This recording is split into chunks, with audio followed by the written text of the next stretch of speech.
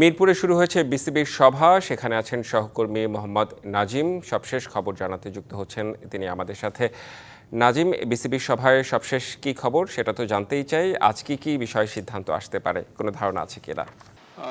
যেটা হচ্ছে যে আপনার এরই মধ্যে কিন্তু বিসিবি সভাটা শুরু হয়ে গেছে এবং পাশাপাশি যে অনলাইনে যুক্ত হওয়ার কথা ছিলেন আমিনুল ইসলাম বুলবুল, বিসিবি সভাপতি, এবং তিনি ছাড়াও কিন্তু আরেকজন পরিচালক দেশের বাইরে আছেন ফাহিম সিনহা, তিনিও কিন্তু অনলাইনে যুক্ত হয়েছেন। তবে সবচাইতে গুরুত্বপূর্ণ যে এজেন্ডাটা আসলে মানে এখন যে আলোচনা হচ্ছে সেটা হচ্ছে যে আপনার দুদকের যে তদন্ত রিপোর্ট, সেই তদন্ত রিপোর্টে কিন্তু আপনার সাবেক সভাপতি যে ফারুক আহমেদ, তাকে কিন্তু অব্যাহতি দেওয়া হয়েছে যে একটা অভিযোগে তার বিরুদ্ধে আনা হয়েছিল সেটা থেকে। কিন্তু পাশাপাশি যে 18টি ক্লাব যে তাদের মালিক পক্ষের যে সম্পৃক্ততার কারণ হচ্ছে যে আপনার তৃতীয় বিভাগ যে ক্রিকেটার বাছাই যে প্রক্রিয়া, সেখানে কিন্তু আপনার অস্বচ্ছতা কিন্তু তদন্ত হচ্ছিল এবং দুদক কিন্তু সেই কিছু অভিযোগ পেয়েছে এবং সেটা কিন্তু সত্যতা অনেকটা মিলেছে। তো সেই বিষয়টা নিয়ে কিন্তু আজকে একটা পরিচালকদের মধ্যে একটা মানে আলোচনা হবে এবং পাশাপাশি বিসিবি সভাপতি কিন্তু সেই বিষয়ে অবগত আছেন।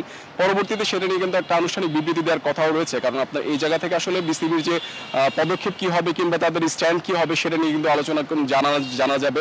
পাশাপাশি যদি আরো কিছু বলি, যেটা হচ্ছে যে আপনার জি। তাকে কিন্তু 1 বছরের জন্য কিন্তু আপনার চুক্তিতে কিন্তু অন্তর্ভুক্ত করানোর একটা কথা রয়েছে। পাশাপাশি গাম্বি ডি সিলভা, তাকে কিন্তু আসলে সেই স্থান থেকে সরিয়ে দেওয়ার একটা কথাও আছে। তো এইসব বিষয় নিয়ে কিন্তু আপনার গুরুত্বপূর্ণ বেশ কিছু আলোচনা হচ্ছে এবং সেটা নিয়ে আলোচনার পরে সিদ্ধান্ত জানানো হবে। জি, নিশ্চয়ই এসব বিষয়ে আরও পরবর্তীতে বিস্তারিত আপনার কাছ থেকে জানতে পারবো। ধন্যবাদ আপনাকে।